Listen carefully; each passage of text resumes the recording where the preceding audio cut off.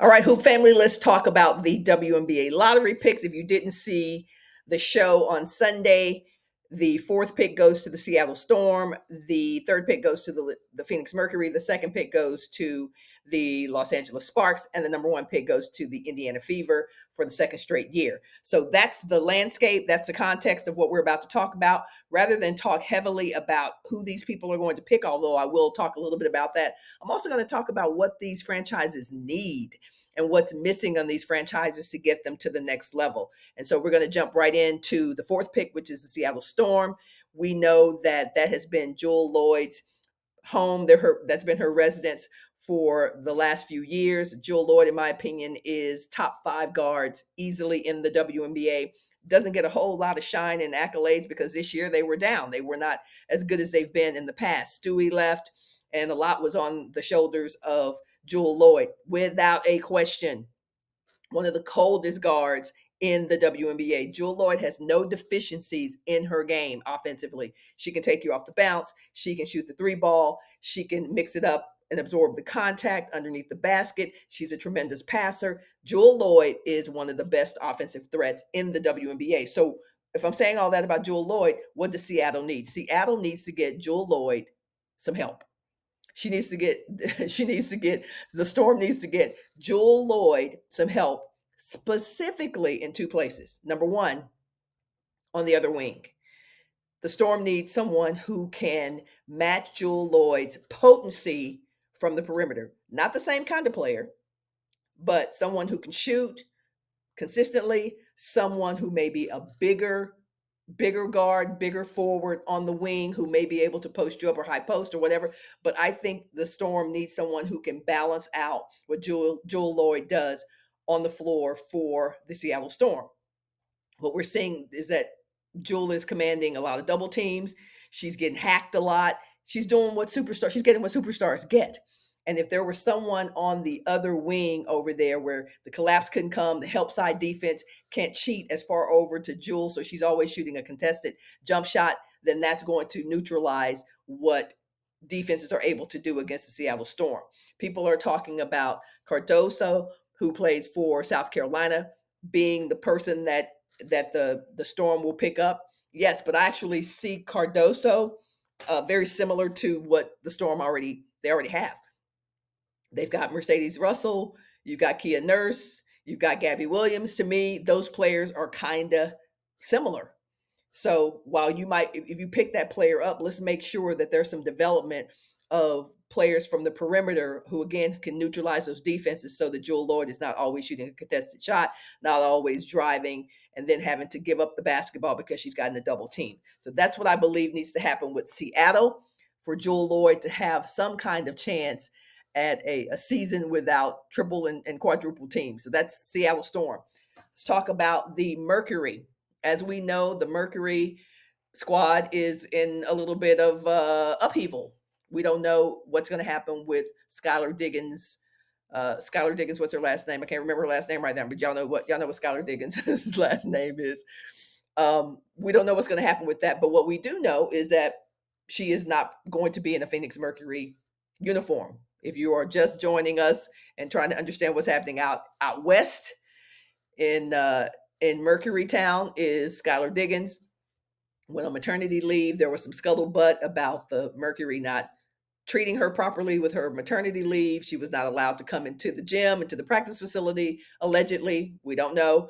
And so therefore, Skylar Diggins is kind of on the outs when it comes to the Phoenix Mercury organization. There's also rumors that she and Diana Taurasi butted heads and did not get along. I think we've seen some of those clips on television during their games. So there may be some truth to that, and therefore they will not coalesce again in the 2024 season. So let's talk about what the Mercury did, because they were very bad this year. Let's call a thing. The Mercury did not have a great season. Number one, we know that Brittany Griner came back. This was her first year back. This is her year coming back from the Russia travesty, and had some good moments, had some great moments, but it was a difficult transition for Brittany to be back in the Mercury uniform. We know that they did bring in Suge Sutton, who is a former Longhorn, played in the Mystics organization a couple of years ago, played overseas, looked like a good fit for them. But I think the key for Suge coming back into this season is to own that point guard position and not be so tentative. Decision making was questionable, I think, because too many people were in her ears. That's not anything somebody's told me. That's me watching the game and having been in the game and having been a coach, understanding what players look like when they are unsure about the decisions that they're making. So Suge Sutton needs to own that position if she wants to have a chance to be successful in that organization. We know that the Phoenix Mercury also got a new coach. There's a lot of scuttlebutt about him coming in with no women's basketball experience, no girls basketball coaching experience, saying that his only experience with women's basketball, girls basketball, was that he has daughters. That's a bad example. That's a bad answer. He needs to get some coaching on what to say about how he got this job and why he's going to do well in his job. But that's I digress on that. When it comes to Phoenix and what they need, Mariah Jefferson, also more of a veteran feel for this Phoenix team. And I think there has to be a decision as to how much influence Diana Taurasi has on the coaching staff and how much she has on the team. Everybody talks about teams being certain players' teams. This is Diana's team. Will Diana Taurasi be a positive force for the Mercury, or will she be a negative force for the Mercury? And that's really up in the air right now. But in terms of what the Mercury needs to do, who they need to be looking for to get better, what they need: consistent outside shooting. In Diana's younger years, she was that for the Phoenix Mercury. They need to find someone who can legit shoot the basketball from the perimeter consistently. We're talking about a 15 to a 21-foot shot. What the Mercury have right now are a couple of mid-rangers. You're not going to be able to beat teams in the WNBA unless you have somebody who can shoot the three ball. Prove me wrong, but that's what I believe the Mercury needs to be looking for. So it's not a surprise that they're looking at Paige Beckers. Will Paige Beckers come out? We don't know, but Paige Beckers is certainly a player who can shoot from the outside. She's got the mid-range. She's a good passer. She can shoot the long ball. And she's a pretty good free throw shooter. So she's going to get hit. She's going to get hacked. She's going to be able to knock it down from the free throw line. What I don't think that Paige Beckers is yet is someone who's played against the high level of competition and physicality in the WNBA. Will she be able to endure and withstand the bigger guards that are in the WNBA? Will she be able to get that shot off against taller forwards who may be guarding her? The jury is still out on that, but Paige Beckers may be someone that the Phoenix Mercury are interested in. Let's move on to the Los Angeles Sparks. Los Angeles had a nice run at the end. I actually called some of their games. I called some of the Dallas Wings games, and two of them were with the Los Angeles Sparks. Looks like they may be interested in taking Cameron Brink. First, let's talk about what the Sparks need.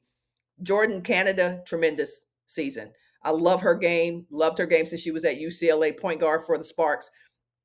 And I believe she's kind of the prototypical point guard of the future. She's got east and west speed. She can go by you. She's got north and south speed. She can push the ball and make things happen in transition.